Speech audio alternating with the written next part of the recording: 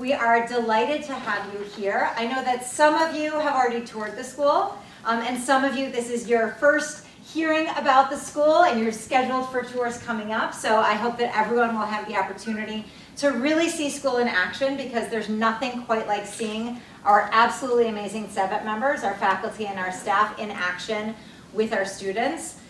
I always say, and people have been saying for years, something special happens at Schechter every day, and the reason that is true is because of our amazing faculty and staff. You're going to hear from some of them this evening. I'm not going to introduce them, they're going to introduce themselves, but it's a really wonderful opportunity that tonight you'll get to hear from some teachers, from some leadership, from some alumni, from some parents of alumni, and of course we're going to make sure we have time to answer any questions that you have as well. I'm going to speak for just a minute, and I just want to make sure everyone knows here that we are a very mission-aligned school, that we think about our mission every day. Our teachers know what our mission statement is, and as we are making decisions, whether it's about a program, about curriculum, we're asking ourselves, how is this aligned with our mission? I'm not going to read the whole statement to you, but there's really three components. That we're igniting our students' Jewish souls, we're educating them to their highest potential, and we're empowering them to use their knowledge, skills, and creativity to enrich the world. I guess I just read it to you if I just said it. I was gonna highlight, I'm like, all of the words are important, I'm just gonna say it. But we think about all three of those things. What does it look like to be igniting them? What does it mean to educate them to their potential? And how are we empowering them to know that they are responsible for more than just themselves? They're a part of something larger than themselves. And our core values also inform who we are and what we do. And you can see them on the slide. I can see in the reflection that Hillary's changing the slides. It's actually good to have that reflection so I know when you've done it. There's so many core values that I could talk about, but I want to just highlight a couple right now in the times that we're in. And that is that those are the core values of community and responsibility and Israel. In the last 2 weeks, we have taken in about 10 Israeli students, families who have come to this area looking for safety, looking for community. We've got a whole bunch more in the pipeline as well. And we've welcomed them. We've created safe experiences. The emails that we've gotten from families have been really remarkable in terms of what it means to give them stability and love and nurturing in this really difficult time. One mom wrote, they're away from their Abba because their Abba is still in Israel, in the IDF. And we take on that responsibility. It's not an easy thing to do. It's not an easy thing for us to say to our teachers, hi guys, so we're gonna throw a few more kids in your room. You'll find out about a day before. Some of them don't speak any English. We're gonna support you to the best of our ability. And our teachers step up and say, absolutely, of course we're gonna do that. And our community comes together to say, how can we make sure they have winter coats? How can we make sure that they're connected with each other? So I think the times that we're in right now just exemplify who we are as a community, that we take ourselves seriously in terms of what it means to provide a great experience, not just for our students, but for the larger community, and to make sure that everything that we're doing is embodying our core values. I could talk for a long time, but I'm gonna get off the stage, so to speak, in just a moment. I do wanna share our educational philosophy, and you're gonna hear about this a little bit more in a moment from one of our teachers, but I do actually wanna go through these pieces. This educational philosophy, it's a larger document, and Hillary can make sure you have access. There's a paragraph that describes each one. But this is something that our faculty was involved in creating. We did research into best practices. We really looked at who are we, what do we stand for, what should be true in every classroom, whether it's a kindergarten classroom or an 8th grade classroom. What should be true about our educational philosophy? So not the content that we're teaching, but what do we believe about children? What do we believe about teaching and learning? And these are our fundamental beliefs, that children are highly capable and competent. That means you have to give them opportunities to showcase their competence, give them opportunities to be independent, give them opportunities to grow. We believe that children learn in a variety of ways and environments, and if you haven't toured already, when you come, you're going to get to see some of that in play of what it means to provide differentiated instruction in different environments. Children thrive when they're a part of a strong, nurturing community. I just talked about that a little bit in the context of Israel, but you're going to hear more about that from some of our teachers. That learning is about discovery, connections, and applications. We are not a school that is interested in filling empty vessels with information. That is not what learning is about, and quite frankly, we can ask our phones, right, just about any fact that we want to know. It really is about how do they engage with their learning? How do they create meaning? How are they actively engaged in the process? You can see that from our kindergarten classrooms again, all the way through our 8th grade classrooms. And finally, children are social, emotional, spiritual, and ethical beings. We really focus on the whole child. This is not just an academic institution. We think about how are we helping to shape them as the mensches we hope they will be and as the humans that they're going to be. I always say that when I hand them their diploma, and I'm like looking at these alumni, remembering when I handed them their diploma, in that moment, it's a really beautiful moment for me for 2 reasons. One is I'm so proud of them in that moment for what they've accomplished in their years at Schechter. But what's so exciting for me too is I know it's just the beginning. We don't actually know the impact of a Schechter education for years and years to follow, because it really is about how they take the foundation that we have given them and what do they do with it? How are they engaged in life in the Jewish community, in learning once they graduate, once they leave us. So we really do think about not just what they need right now when they're with us, but we think about how what we give them now is going to impact who they become down the road. Okay, I could keep going, but I'm going to pause there, and I think I'm turning it over to the teachers, right? All right, wonderful. So, come on up. And you're going to introduce yourselves, right? Okay.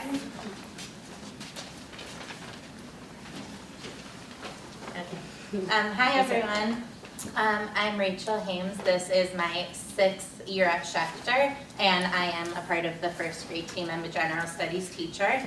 And you just heard Lena talking about the educational philosophy and what that looks like in action every day in our rooms. And I had some ideas in my head, and as she was talking, I have 15 more ideas because it really is such a part of our everyday lives.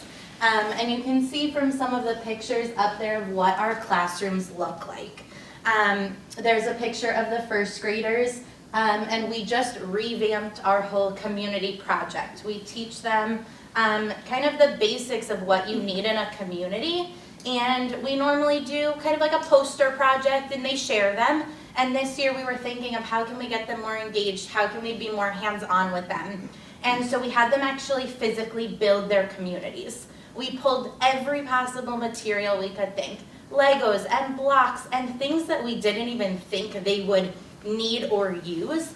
And the creativity that exploded in the room as they were working was truly just inspiring to us as we were watching it happen. And I think it plays into our core values. They added a little teddy bear as a person on a bench, and they said, oh, this person's a homeless person, but these people are here to come help, and this is the shelter where they can go if they need a place to stay. And I think it just takes what we're teaching them as human beings and seeing how they're applying it into what they feel is their own community. We've seen them thrive as part of this community as we've had our new students join our classes and see from the very first day how they go up to them and they say, do you want to play with me? What do you need? Oh, this is what we're doing in literacy. This is what this sound makes when we're writing a word.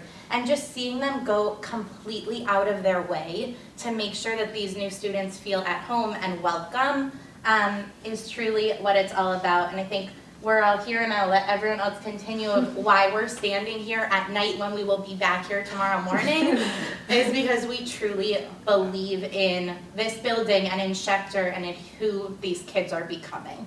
So I'll let everyone else take it away. My name's Lauren Patinkin. This is my 9th year teaching at Solomon Schechter and my 1st year in 2nd grade.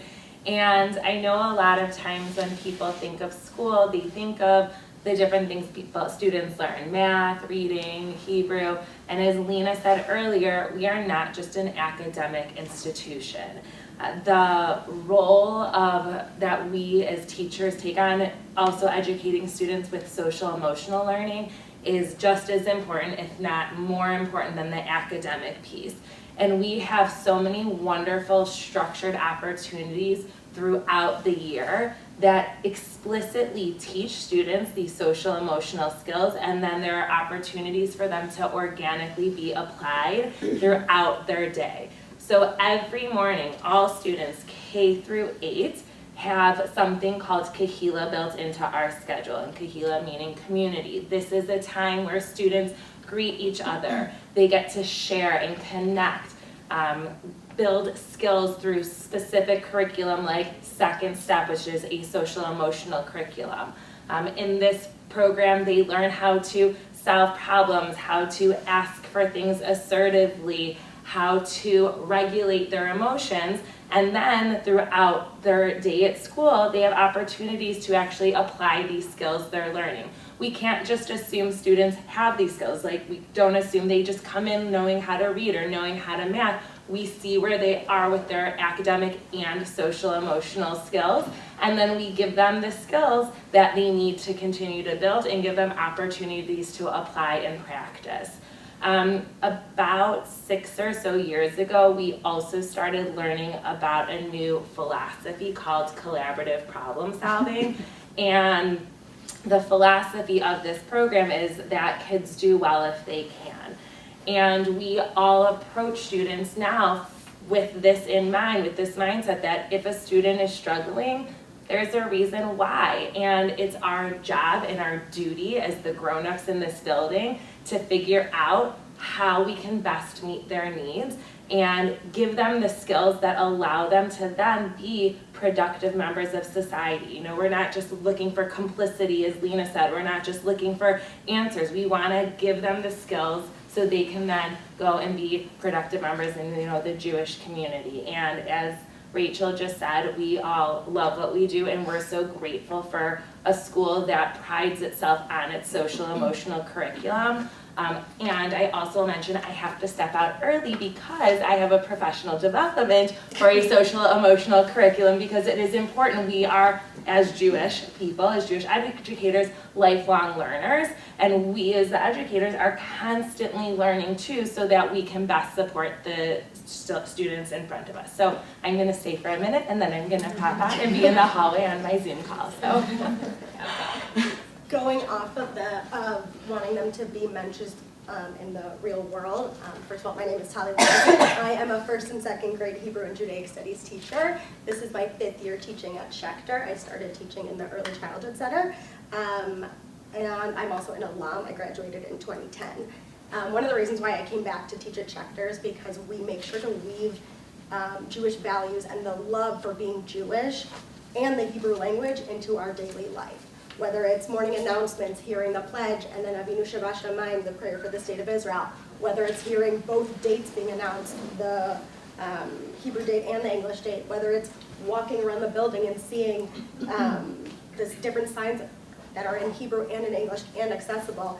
It's just, you feel it everywhere throughout the building, you hear it, and it's such a special place. And especially now that we're able to invite many Israeli families, hearing and seeing the kindergarteners and the younger students absorb the Hebrew language and really feel like they are immersed in the Hebrew language is such a beautiful thing to see every day. You'll see Hebrew through greetings, through different games, using manipulatives, and we want, our goal is for students to be able to function in the Hebrew language, no matter what that looks like to that student. We also make sure that we have a living calendar. So not only do we prepare the students for the holidays, we want to make sure that they understand it, connect to it, but in a meaningful and an intentional way. Great. Okay, I'm Hannah Pokrant. I was also alum, but a little bit older. 2003 was my graduating year. I'm also a parent of Schechter ECC students for the first year, yay! And it's my 13th year teaching. I'm a first grade teacher, but I also teach a second grade math class. So they've talked a lot about the social emotional side of learning, and I'm here to talk about some of the academic sides as well, because we are also a school that does want to teach content and knowledge. So at our school, we want to meet all kids to their highest potential. In order to do that, we have to collect information about what they know before they even enter our building. And not just one time at the beginning of the year, but before each unit that we do in math, reading, we have to see what do you know about what I'm about to teach for the next month and a half. Because if you show mastery, you already know it. I'm not going to waste your time doing the same lessons I've done for 13 years if you already know it. And similarly, if you're showing that you don't know the content and you don't have enough knowledge to even access that knowledge that I'm about to teach, that's going to change also how we teach. So the way that the structure works, kindergarten to 4th grade, is we kind of have sha'ars, we call it, 2 different grades that work together often. So when we're 1st grade teachers, we also support the 2nd grade team. And the 2nd grade teachers would support the 1st grade team in literacy and math. This basically allows us to have twice as many teachers to meet their needs. Some years, we might pull kids out and say, let's do something completely different. Other years, we might say, you know what, come work with this group of students for 5 minutes every day just to help give them a little bit of a preview of what we're going to learn so they can access it with cubes and manipulatives. And this work is so important that every single week, we as teachers get a period where we solely talk about the data we've been collecting formally and informally, and we are making groups and we're talking about, ooh, this child just needs one little skill. Let's focus on it so that they're not struggling with the same skill for the next 2 months. That's really important to us. I mean, never before, most schools don't have that much time to devote to just looking at data and informing our instruction based off of that. So that's, I think, a huge highlight of our school and something we take very seriously. We're constantly changing based on that information. And this goes, like I said, for both supporting students and also enriching them further. Okay. Good evening. I'm Shauna Schechter, and I'm a very proud member of this Senate, of this faculty. And I have the pleasure of working very closely with especially my first grade team right here next to me.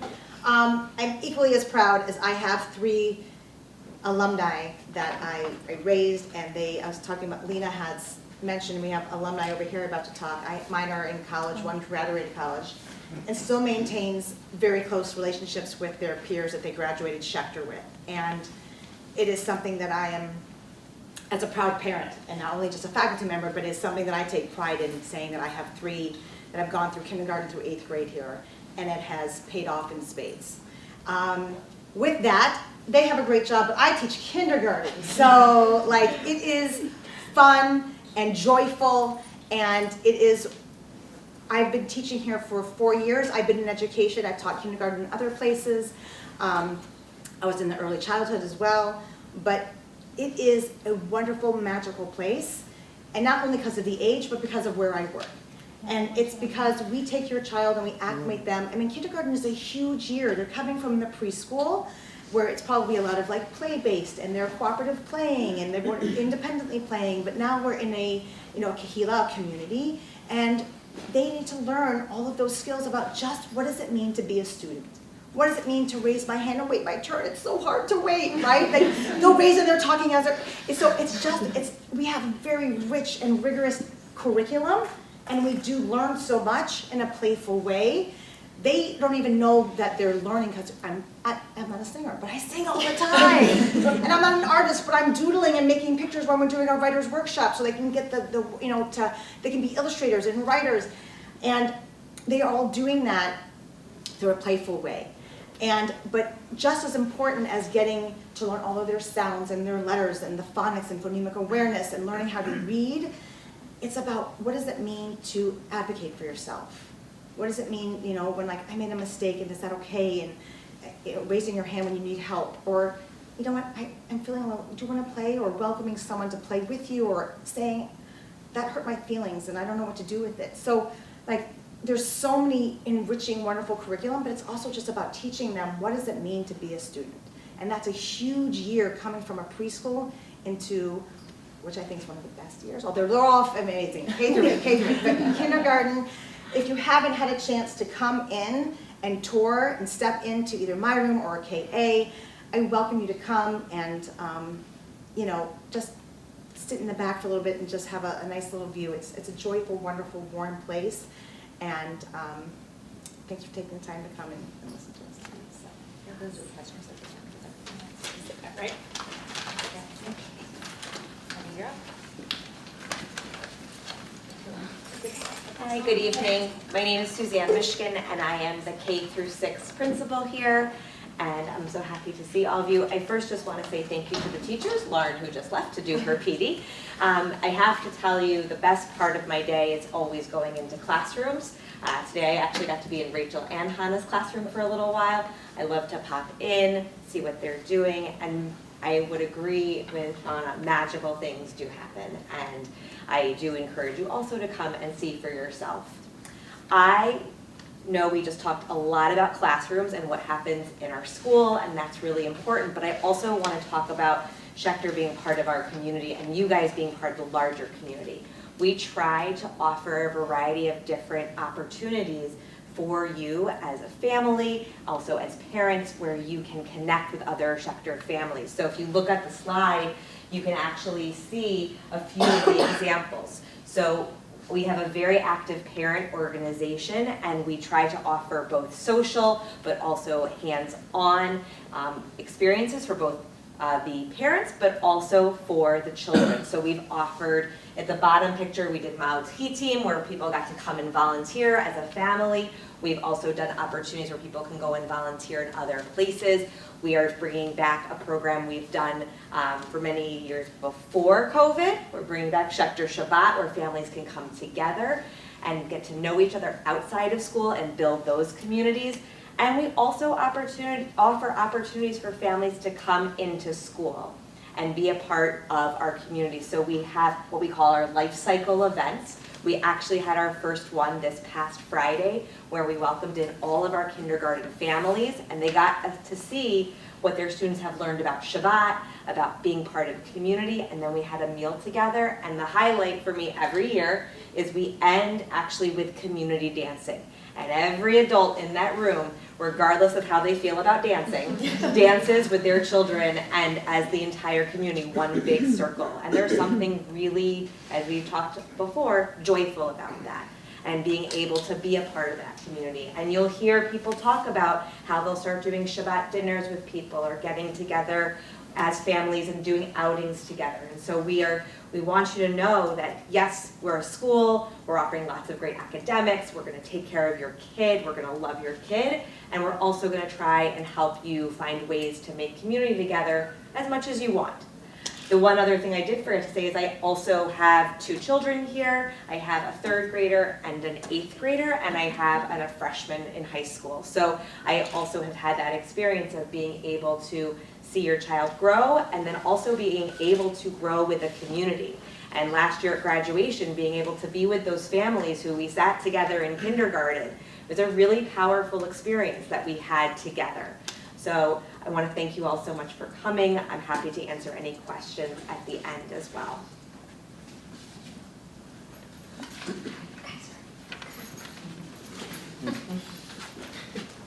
I'm so honored. Okay, so I'm gonna just moderate a little bit with some questions. Oh, hi everybody, Hillary Dush. I think I've met most of you in the room, but if I haven't, hi. So I get to moderate. These are questions carefully culled that we hear over and over again that I want to ask of our alumni, but first I will have you guys introduce yourselves. Hi, my name is Samara Bronstein, and I'm a senior at Deerfield High School. And I'm Brian Chiklovitz, and I'm a senior at Michelle Zell Jewish High School. Amazing. Okay, so Samara, let's start with you. So we talk in this building a lot about the Schechter difference. If I had to ask you what the Schechter difference means to you, what would you say? So I would say that the main Schechter difference is learning through the core values that Dr. Kushner was talking about earlier in the presentation. Is like, it's more about school, it's like also learning about like responsibility, and I know we talked a lot about community, but it is the truth. It's like, I'm not going to school to learn, like I'm going to school to be part of something more. Like, yes, I'm learning math, yes, I'm learning English, but I'm also like, okay, I'm learning English with people I know will have my back through other experiences in the school. And I think it's just really important to like have something to lean back on, and yeah. So obviously this is a dual curriculum school. Ryan, how would you say going through 9 years of a dual curriculum impacted you as a person, as a learner, as a student? Well, I mean, the dual curriculum, I mean, obviously it's something you don't really get in many other places, where it's a completely different skill set in translating or being able to analyze a text. I think it does a great job at promoting that kind of critical thinking that I know Schechter really likes to emphasize. And that idea of being able to take a text and like actually derive something meaningful from it and be able to apply it to your own life. I think that that is a great feature of the dual curriculum that I think has benefited me in high school. And I mean, I go to a Jewish high school, so obviously there, but also in my secular studies and hopefully beyond, where it's given me that ability to really analyze something and understand it. So you're now coming to the end, Samara, of your high school experience. How, if you can think back a little bit, how would you say that Schechter prepared you for high school? So I would say that Schechter really prepared me for high school because it really helped me feel comfortable in a learning environment. So I transferred to Schechter in 6th grade. I came from a school that was very different from this school. I was in a smaller grade class size. I wasn't really comfortable with my teachers, and when I switched to Schechter, I automatically felt comfortable in the environment, and I was like, wow, like this is really what learning is about. It's like being able to have people, whereas like at my old school, I didn't really have that environment that I needed to succeed. So I think that it really helped me prepare, because when I got to Schechter, I was like, okay, like this is how I know I will succeed.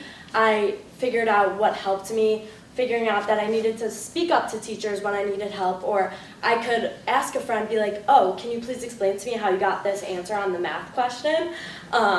So going into high school, freshman year, I know it was a little bit different, it was on Zoom, but I'm still able to be like, okay, like I'm really struggling with this concept, I need to stay after class and talk with my teacher, just like I would if I was in 6th, 7th, and 8th grade at Schechter, whereas I'm in geometry or pre-algebra, whatever, and I'm like, okay, I really don't understand this, I'm gonna take 2 minutes after class just to meet with my teacher for just a brief second to be like, can you please explain to me this more in depth? And I think that's really helped me throughout, knowing that, you know, that's what school is about, learning, and not just being like, okay, like I got this question, I got the answer to the question, but how did I get it? So I think furthering my, you know, journey to college, it will really help me being like, okay, if I need help with something, I'm gonna reach out to it. So I think since that's such an important question, Ryan, I will pose it to you. How would you say Schechter prepared you for high school?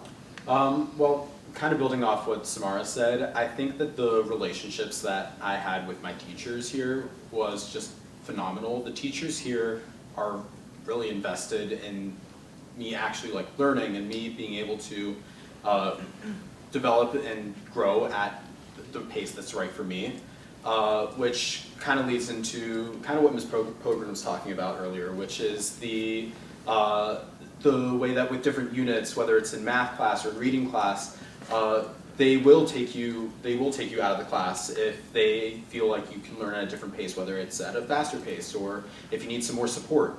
And that offering, it set me up really well in the sense that it meant that once I was going into high school, I was going in at the pace that was right for me. And what that meant was, in my case particularly, I was able to start a year ahead in math of a lot of my peers, because a lot of them didn't get that opportunity to really get pushed ahead by their teachers, and they weren't able to explore like their limits and their strengths in terms of like academics. Samara, let's send this one to you. Do you think Schechter helped shape you as a person? So I would say a definite yes to that. So going into Schechter, I really found the community that I knew that I would succeed in, and going into high school, I wanted to find the community that was perfect for me, and I found that through my leadership skills, and Schechter really helped me find this, because I found if you're passionate about something, then you should want to be a part of it. So I'm the president of student council, and I think that all was birthed between Schechter being like okay, you want to be a part of this, you want to get involved, so get involved. So when I went to Deerfield, I was like, okay, like this is my perfect opportunity to get involved. Like I want to be giving back to my community, and that was a perfect way for me to do it. So. Do you, Ryan, have a favorite Schechter memory or something that sort of stands out in your mind? What's coming to mind right now is in the upper Shar, so 5th through 8th grades, we had what's called kahila, which basically just at the beginning and end of every day, it was like a homeroom of sorts, where because you are in this upper Shar now, you're taking classes with different people, because in the earlier grades it's much more split up, like you've got 4A, 4B, 4C, and you're taking the same classes with all the same people for that year. When you're moving up into 5th through 8th grades, you don't have that anymore. It's to better set you up for high school, because yeah, I have different classes with all different people. But Kahila offered that opportunity to kind of stay grounded and have a smaller community when you're taking classes with your entire grade. And I mean, yeah, we would have like every Friday we would have lunch together, we would watch TV shows or talk about the news or talk about different stuff going on at school. It was just a really great opportunity, and I look back on that very fondly. What about you? I have to go with, I was going to say Kahila, but he took my answer, so I was going to say 8th grade bagel breakfast, which is basically a program that Schechter does where every Friday the 8th graders sit upstairs in like basically like a circle, and we all get bagels for breakfast, and we just like sit and talk about our weeks, talk about what we're looking forward to in the weekend, and I think it's just a really good way to, you know, realize you have so many people who are going to be there for you, and especially coming at the end of your Schechter experience, it's like, okay, like I know that if I ever need anyone in high school, like these are my people that I can go to. Thank you. All right, so you guys will stick around, yes, in Yeah. case we have Yes. other questions after, so thank you guys. I want to now, just to give you a little bit of a different perspective, invite up some current parents of ours.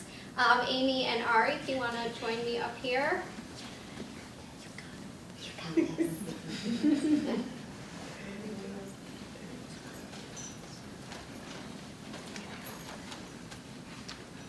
You're going to start by the time I get there. Okay.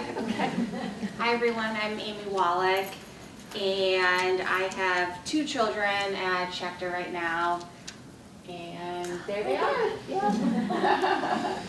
A 4th grader, our daughter, and our son is in 1st grade. And just a little background about how we got to Schechter.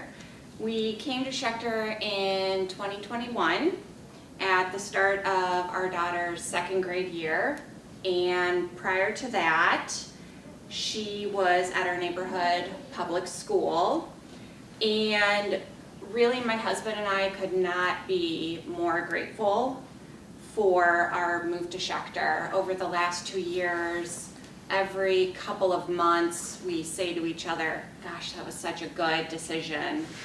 And our kids are really just thriving. Couple of areas that I just wanted to highlight as a parent, and there's been some overlap throughout this evening, but some of the things that are just really important to us and have really stood out is the communication. It just floors me that teachers will email, will call, will get in touch with you with the positives that are going on that they notice, the challenges and everything in between. And it's really that communication that I as a parent feel really good that I know that when my kids are here during the day, I don't have to worry about anything. And I know that if something is going on, if they're facing a challenge or anything, I know that I will be made aware of that. And just one quick story to really highlight that. When our daughter was 7 and in her second grade year here, there was a really bad storm sometime in the spring, and everyone had to go into the garage. And as a 7-year-old, that's scary, especially for our daughter who gets scared about weather really easily. And I'll never forget, I got a phone call, and it was a teacher that I had never even met. And she said, "Hi, Amy, I have Naomi here. She's scared, we're in the garage, everything is okay, but she just wants to talk to you for a minute." And I have goosebumps just recalling that story, but that just would not have happened in our public school. She would have gotten upset, and I probably would never have known about it. But just to be able to have that communication, and for a teacher to not even know who she is and to just say, "Hey, do you want to call your mom for a minute," really went a long way. Another area was differentiated learning, which Mrs. Pogrand already talked about, and my son is lucky enough to have her as a teacher, and he absolutely loves her and adores her.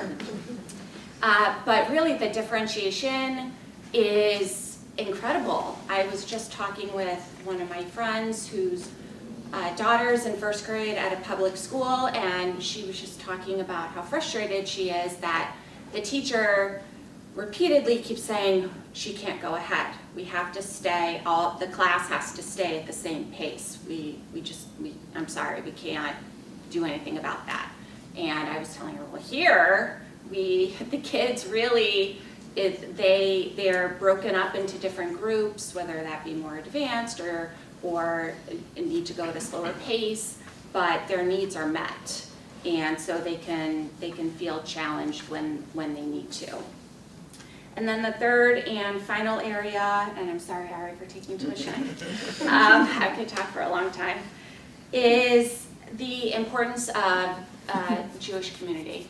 And I think that was important before, and it's even more important in the last month more than ever, that we are so proud that our kids are getting a strong identity, a sense of pride about what it means to be Jewish, a sense of solidarity with Israel, and how important that is. My daughter just came home today, and she was so excited. She has a new classmate from Israel, and my daughter was saying that she's kind of like her buddy, and she doesn't speak English, but she's going to teach her, and she gave her a bracelet.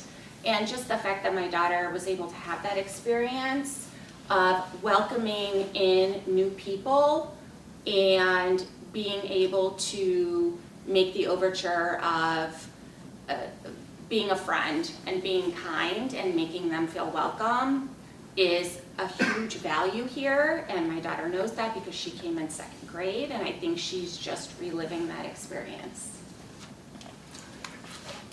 That's very nice. I think you'll see very common themes here. So I'm Ari Stunitzer. I am an alum of the school, 1991. I actually didn't go to this school, I was actually in Skokie. My wife was in the corner over there, is also an alum, 92. We did not meet in Schechter. My son is now a 9th grader, so he's an alum of the school. I have a daughter who's a 6th grader and a young son who's a 3rd grader. And the reason I think that's really important for all of you is that, I should also add, I'm a board member too, in case I didn't have enough. But 10 years ago, when I was in your exact seats, thinking about where not only I should be sending my son, but all of my children, my wife and I were actually not going to send our kids to Schechter. And it's really an amazing thing to look back and say, what would we have been like if we had not done that? And I wanted to share with you, very similar to Amy, kind of 3 stories that I think really exemplify what Schechter is and why all of you should hopefully not make the same mistake that I almost did. So the first story, and I think there's a picture here coming up, is with my oldest son. So for his mitzvah, we took him to Israel, and similar to what Amy was talking about, with everything going on, is even more meaningful than it was at the moment. And he and I, along with my cousin, went to Yad Vashem. So for those who've been to Yad Vashem, you'll know that's the Hall of Remembrance. And the docent who was giving us a tour decided that she was going to kind of see how much my son actually knew. And in the very beginning, she asked, "Could you read the sign in Hebrew?" Which he did. And then she said, "Do you know what that means?" And he did. And then throughout the rest of the tour, she tested him, not only in Judaism, in history, in just about everything that I could possibly think of. And at the end, we were in the Hall of Remembrance, and we were starting to say our goodbyes. And she looked at me and she said, "Where did you send your son to school?" And I said, "Solomon Schechter Metropolitan Day Schools of Chicago." And she looked at me and she said, "You really got your money's worth." And my response to her was, "You should see him read Torah at his bar mitzvah." And it's really an example to me of the strength of curriculum that your students receive. For us, at the board level, we talk about our mission before every board meeting of igniting our Jewish souls, our students' Jewish souls. And I think it's a great example, which is, it's not just about Judaism in and of itself. I would argue even the concept of reading Torah, my kids, and I would say your kids, get so much practice, not just from reading, but being able to be comfortable standing in front of a room such that not only at their mitzvah, but when they're presenting, which I was doing, that's why I'm wearing a suit, that there's a level of confidence that comes with that goes beyond just the letters that your children are reading. And similar to what Amy was talking about, the other picture that we have here is my youngest son holding the Israeli flag. And he was so excited to go to Israel, and he took his own Israeli flag with him. He would sing the Hatikva in the bathroom when he woke up, before he went to sleep. One of the things that even brings chills before everything, and even more now, is a video with him holding the Israeli flag as high as he could, singing Hatikva with these soldiers. And it's just such a special thing that what Schechter is able to do for our children in terms of raising them to be mensches. And I think that's something that you are not going to get at another school. And finally, and I think it's wonderful, Mrs. Pogren is here, and you'll probably remember, and I don't mean to make you cry, I'll probably cry a little bit as well, but my daughter, who's in 6th grade now, she was in 1st grade with Mrs. Pogren, and she was struggling. And you can probably guess, I wear glasses, my wife wears glasses, my son wears glasses, my daughter wears glasses, and we knew that from early on, and we often took her to her ophthalmologist. We did it before school. And she was struggling, and it was really hard for Mrs. Borgram to engage with us to say, "Your daughter's struggling." And not only that, she went so far as to say, "I really think it's her glasses." And I actually, I don't know if you remember, I challenged you and I said, "It's not her glasses, there's no way it's her glasses." We just came back from the ophthalmologist. Literally 2 weeks ago, I was at the ophthalmologist. There's no way it's her glasses. You challenged me, she's like, "It's her glasses, I really think it's her glasses." And it was really hard. We went to her ophthalmologist, and actually her ophthalmologist said, "I'm not going to see you. I just saw you 2 weeks ago." And I said, "Her teacher is really convinced," and she said, "Fine." And I distinctly remember, and this is 5 years ago, sitting in the ophthalmologist room, never being so excited to text my wife when the ophthalmologist said, "Huh." And I was like, "Oh my God, Mrs. Pogren's right." And sure enough, to this day, my daughter wears progressives, she wears bifocals, and it's all because of you. And her excelling as a result of that is all because of Mrs. Pogren. And it's not only Mrs. Pogren that shows that level of care, not just with my children, but all of your children. And that is the Schechter difference. When you look at the curriculum, when you look at igniting your students' Jewish souls, raising benches, and most importantly, how much these teachers care. That came through really in what Amy was saying, we didn't coordinate. And you can feel, I hope you can feel it not only in us, but what you're hearing tonight. That's fundamentally the difference in terms of why Schechter is such a special place.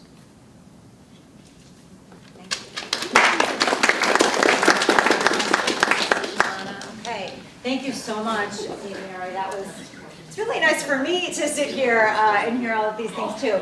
We'd love to open it up to see if you have questions. We still have teachers here, we have administrators here, we have our alum here, we have our parents here. So this is an opportunity for anyone to ask any questions that might be on your mind to any of those groups.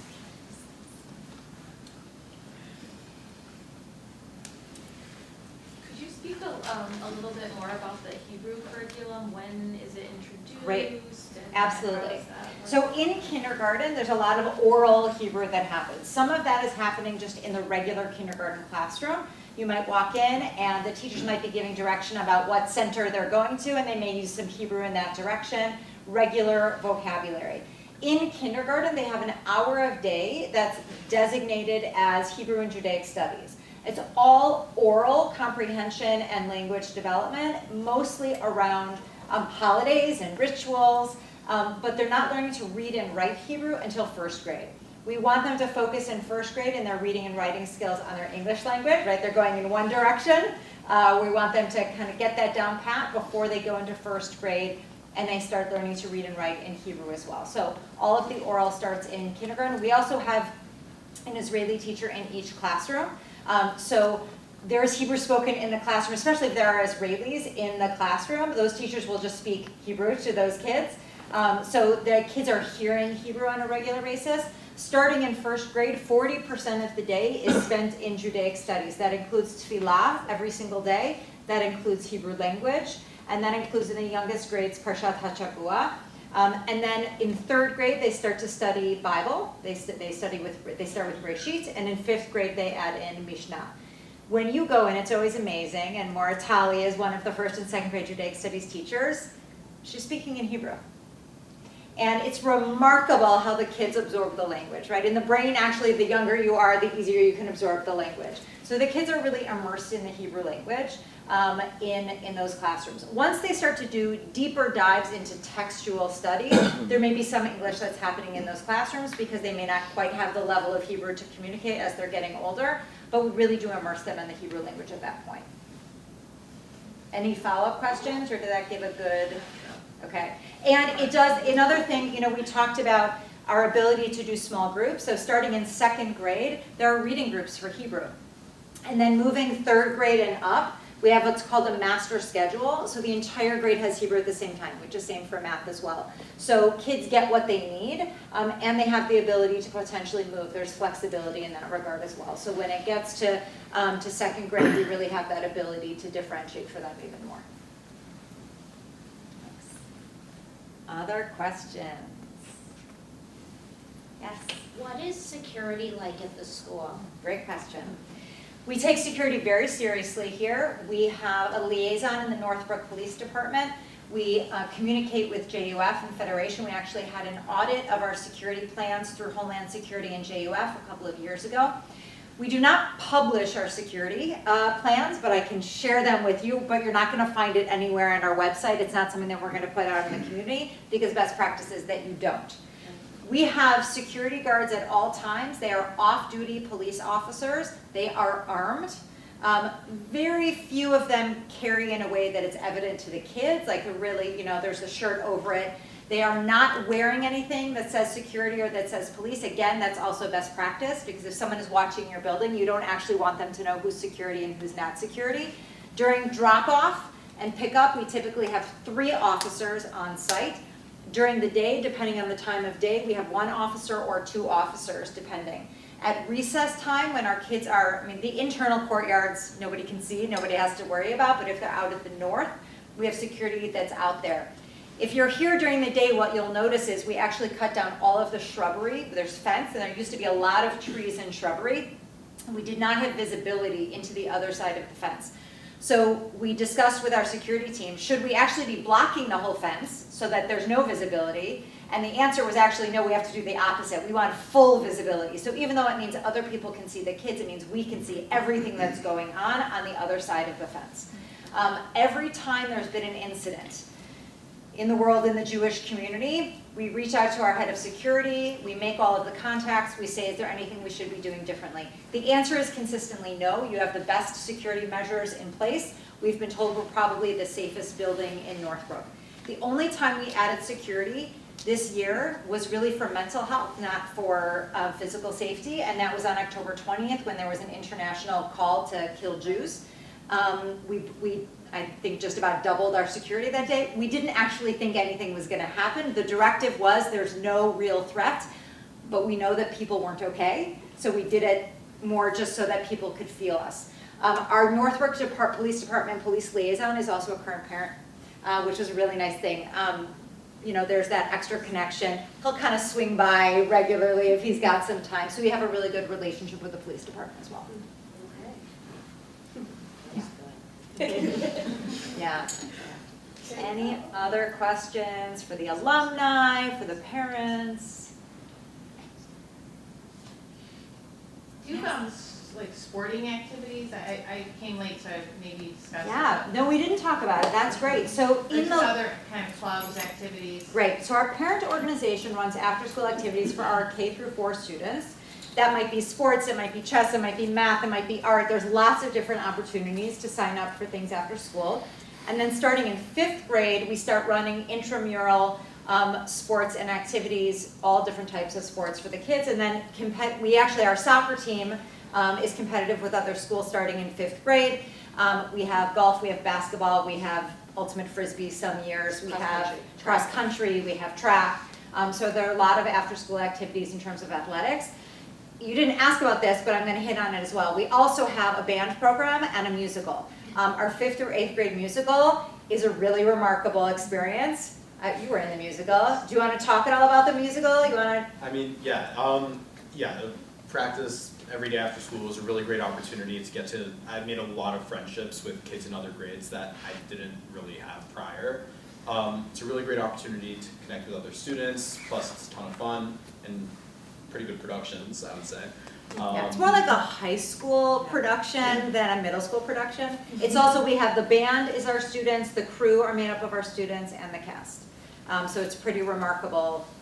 Sure. Yes. And I also wanted to add, we offer for even starting in 3rd and 4th grade, we offer clubs. We call them chugim during the lunch and recess hour. So in 3rd and 4th grade, there's choir, they have dance, there's also a green team, an environmental club, and then in 5th through 8th grade we have many more offerings, including, some of you may have noticed, we have Keshet is in our building, and so we also offer Keshet Peers, where students will hang out with Keshet students and get to know them better, and we also offer a student leadership group, and this year we're offering knitting and mahjong, so that is also an offering, and it's very popular. Yeah. For those of you who may not know, Keshet is actually its own school. That whole wing of the building is Keshet, and their students have more profound disabilities, and they are integrated in with our students as much as possible. So they might come in for tefillah, they might be in with our kids for PE, for art. When we do a Siddur ceremony in 2nd grade and the kids get the Siddurim, if there's a Keshet student in that grade, they'll participate. So we integrate wherever we can. And it's wonderful to have them in the building. We actually have partnered with Keshet this year as well to do something we've never been able to do before, which is that there's actually a Keshet employee who's embedded in our kindergarten classrooms. She's a special education teacher, and she is available to help offer additional support for kids who may need more than what we offer in our regular student services team, which is a pretty robust team in and of itself. But we also have access to some wraparound services through Keshet for these students, occupational therapy, speech therapy embedded into the classroom. This was new this year, and we're looking to expand that program into next year with our Schechter partners. It's a really, really beautiful thing. In particular, the goal has been there are kids who thrive with what we offer here at Schechter, and then there's a gap in between that and kids who would need a therapeutic day school environment like Schechter is. And some of those kids who have fallen in that gap in the past really haven't been able to choose day school. Because even though we have robust student services, it wasn't quite enough for what they need.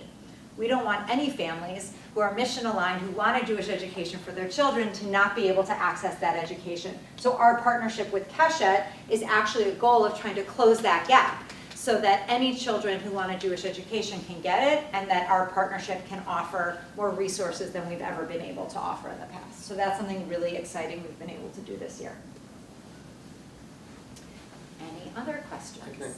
Yes? I didn't grow up in the U.S. school system, but it seems like the kids here get a lot of attention. Yes.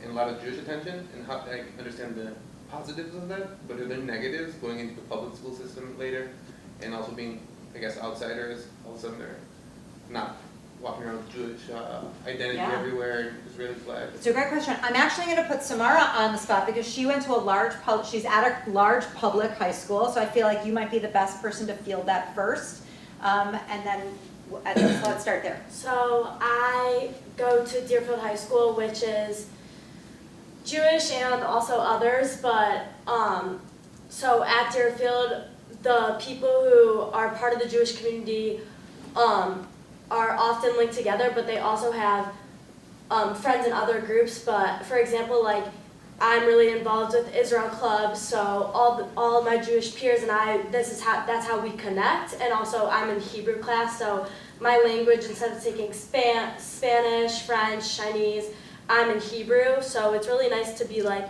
okay, well I have that group in Israel Club, or I have that group in Hebrew Honor Society, or I have that group in my Hebrew class, but then I'm like, oh, I'm in math, where I'm, exposed to other people who may not have gotten the same exact background as I have. Great, thank you. And one piece of what you asked too, I think what we hear, and Samara actually talks about this in her comments, is as opposed to a disadvantage that our teachers here are so attentive and invested, what our kids learn is my teacher's invested in me, so I'm going to show up and I'm going to ask questions, right? This advocacy, I love that you talked about that, Samara, because it's something we hear over and over from our alumni, that they're totally comfortable going up to their teachers in high school and asking for help because they just assume that the teacher's going to be invested. And I assume teachers respond to that, right? It's not like they're shooing them away, but the Schechter kids have that ability and that confidence to go up to them and say, well, I'm used to getting that kind of attention, so I'm going to seek that attention out. I have 2 kids in college right now. My kids are also alum. I'm an alum. I met my husband here. I didn't do all of that, but I've got a lot of Schechter shoes. So my kids are both on campus right now, but they're both at University of Michigan, dealing with all the things that it means to be in college right now. But they show up to office hours. Like they're advocating for themselves. They're getting the help that they need when they need it. They're seeking out their professors, and they don't think about it. They don't question it. But I would love to ask if there are any other disadvantages that you can think of. Hill? Yeah, so I get asked this question a lot as I'm touring parents, and this question frequently comes up at open house prospective parent nights just like this. Several years ago, maybe 5 years ago I think it was, we had a student panel, much like we did tonight, and a parent asked that question. What was it like transitioning to high school? And the then student responded, and I remember this vividly, she matriculated onto New Trier High School, which is a ginormous high school, relative even to Deerfield High School. So a really big school. And she responded and she said, it was really hard. So of course I'm like, like that, like, wait, what are you doing? So she said it was really hard.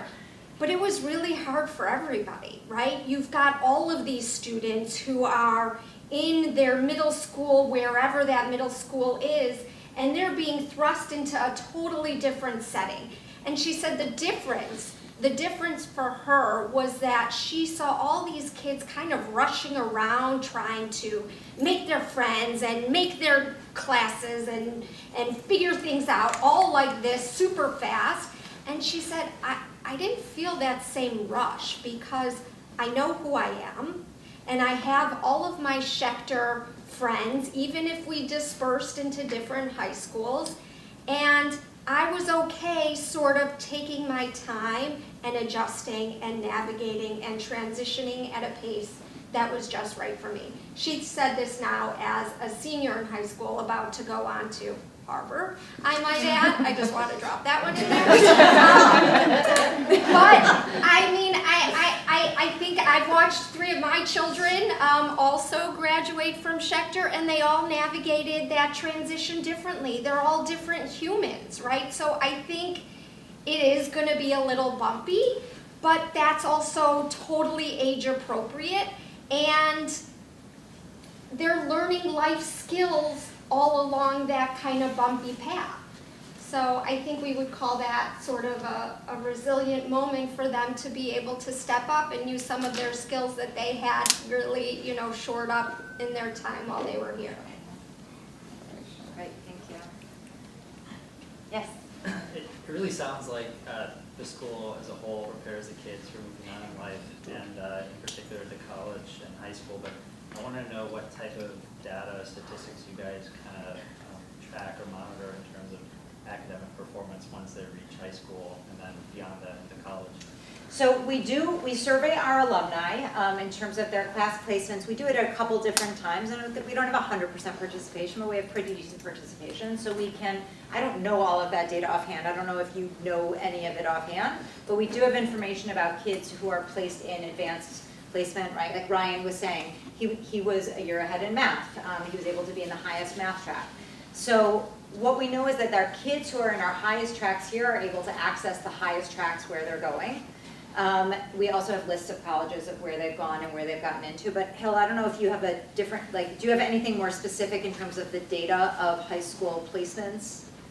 I don't know those numbers offhand. I'm trying to get to my little college slide there. The feedback we consistently get over and over again from public school teachers, one of which, she left. I can vouch, she's not here, but my wife was also a Deerfield High School teacher, as well as now is at Rochelle Zell. And I can tell you qualitatively, and it's not because I'm biased, but I am biased, she would tell you point blank that it is really obvious those kids went to Schechter. And why is that? The quality of the students in terms of their education, advocacy, capability is really obvious, both relative to public schools as well as other day schools as well.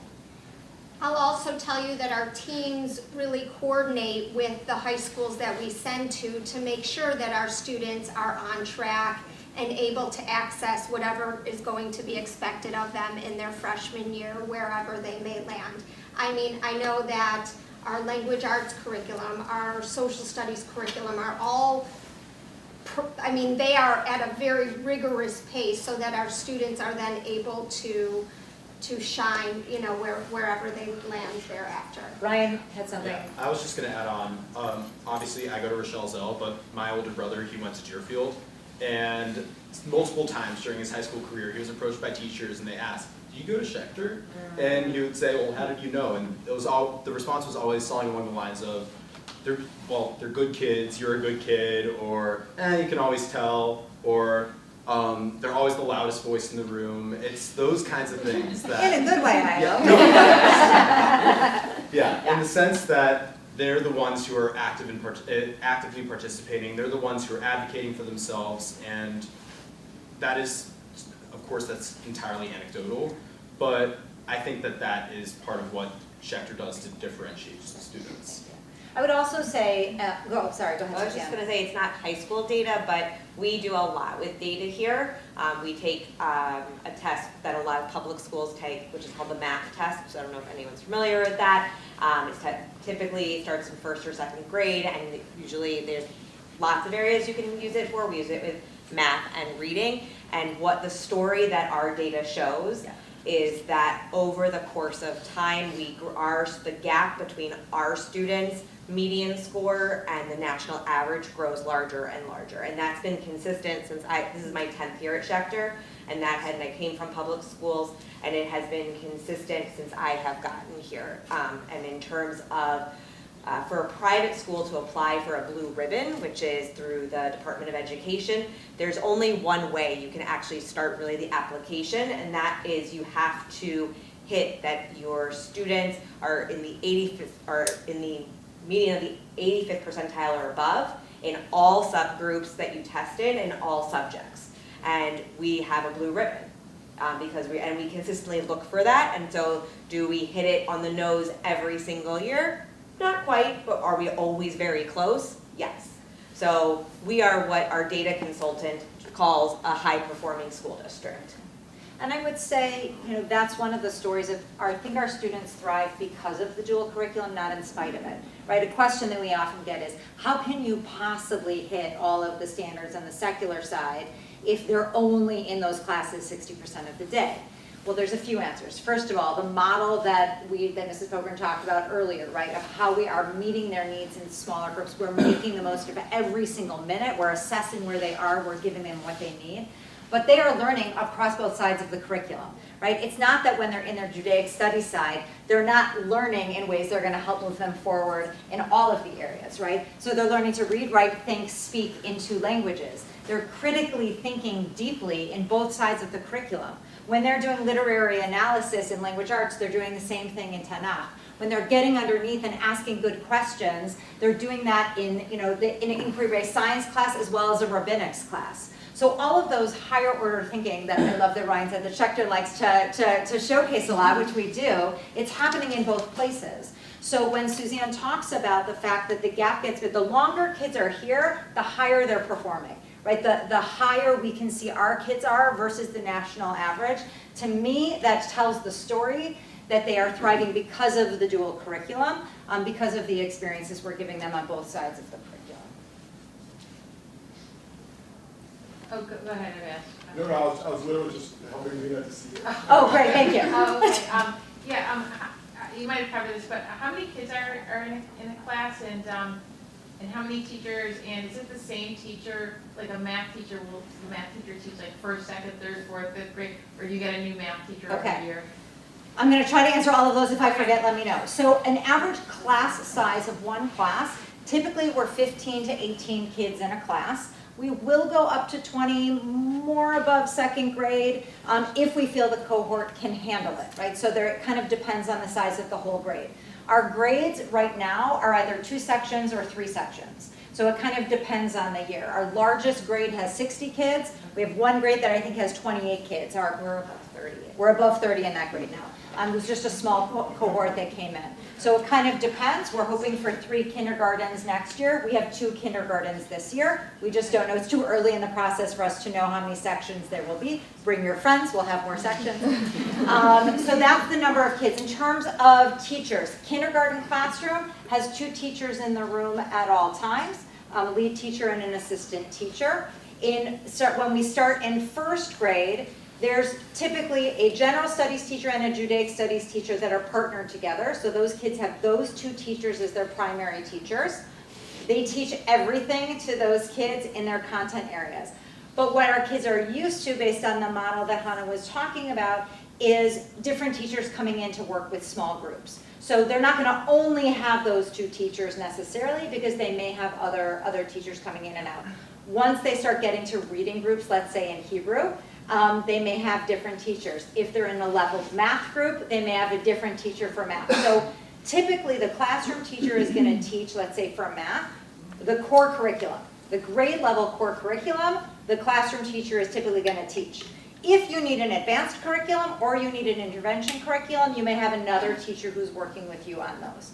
And then as you get older, it becomes a little bit more departmentalized in 5th grade and higher. Go ahead. Just wanted to add something really quick to that too. Besides our Judaic studies teachers teaching 2 grades, so the looping in general is really nice because they're familiar with half the teachers.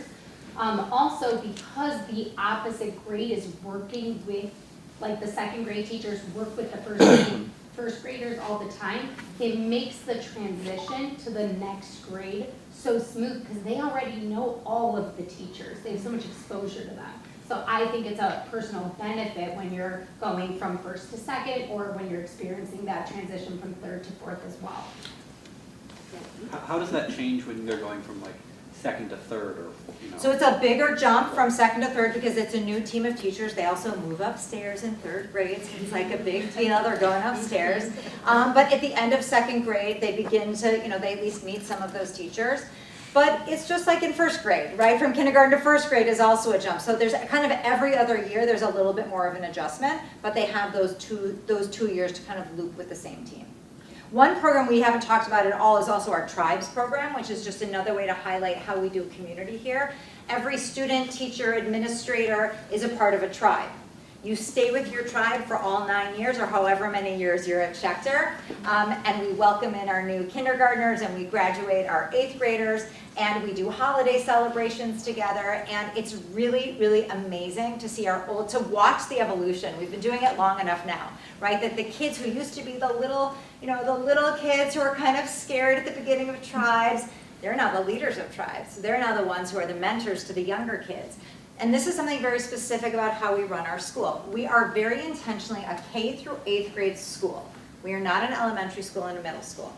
I believe the worst thing you can do for middle schoolers is put them in a school by themselves and just leave them to their business, right? They need to know that they're a part of something larger. They need to know that they're actually the role models. And we have that ability, right? They're together as they go through. They go from the little ones who are mentored from the older ones to the mentors who are taking care of the younger ones. I think, Suzanne, you were going to say something? I think. Okay, I got it. Okay. No, please. I think on top of that leadership is part of the older kids specials is that they have the opportunity to be PE helpers and lunch helpers in kindergarten and first grade.